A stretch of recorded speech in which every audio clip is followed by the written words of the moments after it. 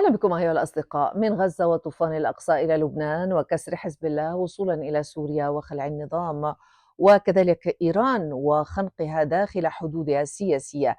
تلك هي النتيجة شبه النهائية للنسخة الجديدة المتواصلة لحروب الشرق الأوسط، الممتدة إلى شريان البحر الأحمر التجاري المهم في اليمن. هي نتيجة زلازل عسكرية سياسية تصيب ارتداداتها كل خريطة النفوذ في العالم، وفي قلبها الحرب الأطلسية الروسية في أوكرانيا، وما تحمله من تبعات تراجع لدور الاتحاد الأوروبي، وكذلك ما تحمله من تأثيرات على العلاقة الأمريكية مع الصين، والتي تكرست قطبا عالميا اقتصاديا ومنافسا للولايات المتحدة، فيما نجحت روسيا في إعادة تثبيت نفسها كقوة عسكرية جبارة. هو عام التحولات الدراماتيكية السياسية المتسارعة والمثيرة، بنهايات تراجيدية جاءت بنسبة كبيرة لصالح أمريكا. لو تحدثنا عن النتائج الجيوسياسية، فهي على الأقل فتحت بابا لمعادلات عالمية ستمتد لعقود من الزمن. ولو بدأنا من غزة وطوفانها الذي انطلق عام 2023، فإن نتيجته الأولى أنه جرف معه القضية الفلسطينية إلى المجهول، حتى لو ساهم في خلق رأي عام شعبي عالمي ضد إسرائيل وحرب الإبادة في غزة. أما في لبنان، كان انقلاب المعادلات وسقوط محور إيران مع اغتيال أمين عام حزب الله، حيث قال نتنياهو: قتلنا المحور ورأس المحور. ويقول آخرون إن حسن نصر الله قتل يوم قتل قاسم سليماني مطلع عام 2020، عندما قالت واشنطن لطهران برسالة الاغتيال: ارجعي إلى داخل حدودك. وأيضا قيل عن سوريا أن الأسد سقط يوم قتلت إسرائيل حسن نصر الله.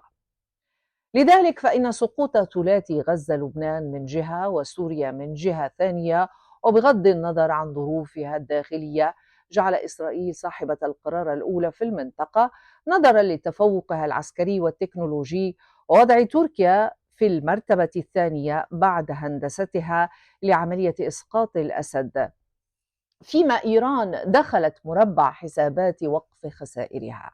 بالمحصلة، عادت الولايات المتحدة صاحبة القرار في الشرق الأوسط، ووضعت روسيا والصين على مقاعد الصف الثاني للشركاء.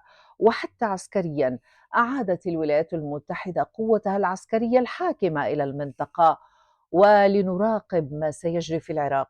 ولكن كل هذه الحروب أثبتت أن إسرائيل لا تستطيع حماية نفسها لوحدها، وإنما بالمظلة الأمريكية.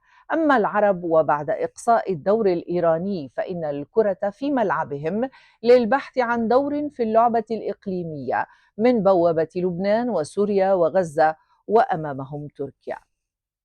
التفوق الأمريكي والغرب عامة في الشرق الأوسط قابله انتكاسات في إفريقيا، التي طردت الإرث الاستعماري الفرنسي من دول الساحل الإفريقية لصالح روسيا والصين، فيما أمريكا تحاول تثبيت حضورها في مشهد القرار في القارة السمراء.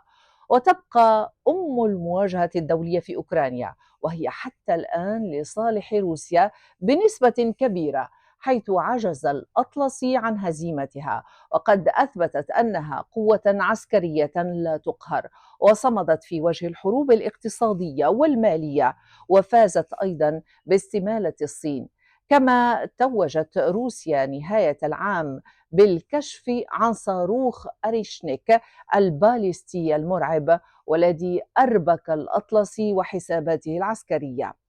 وأمام هذا المشهد الدولي المتحول، شكلت إعادة انتخاب ترامب ما يشبه الهزة السياسية الداخلية بارتدادات عالمية. فالعالم يضبط ساعته السياسية على دقات عقارب ترامب العائد بشعار إعادة أمريكا العظمى. فهل ستنتهي الحروب كما وعد؟ أم ربما ستكون الحروب التجارية هي سياسته الاستراتيجية؟ ولعل ما أعلنه عن طموحات بضم جزيرة غرينلاند الدنماركية ومطالبته باستعادة قناة بنما والرغبة بضم كندا قد يضع العالم أمام حسابات إمبراطورية غير مسبوقة في العصر الحديث. وبالمحصلة، هل سينجح ترامب في إنهاء فكرة القرن الصيني ويحولها إلى قرن أمريكي مجددا وبمشاركة صينية؟